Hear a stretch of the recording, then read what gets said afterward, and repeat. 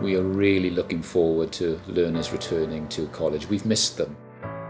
So we've put in place lots of measures following Welsh Government guidance to ensure the safety of both staff and learners. Social distancing, entrances and exits. We thought about PPE, sanitisation, hygiene, all those measures. We're doing everything we possibly can to ensure that people are confident and know that the place is safe for them to return to college.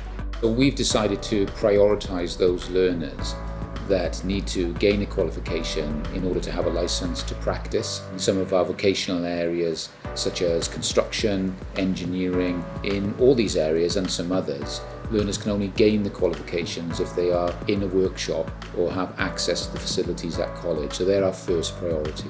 So basically, when a student is ready for assessment, they would have had their theory and practical elements delivered to them.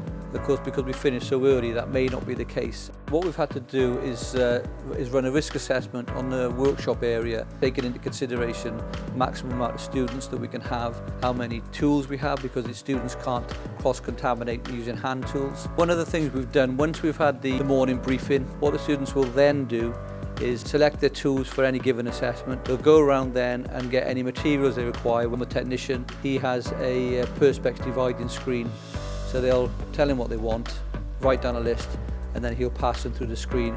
Once the students finish their assessment, any tools or fittings that they've handled will then be left in a solution of 9:1 disinfectant before the next student gets to handle those tools.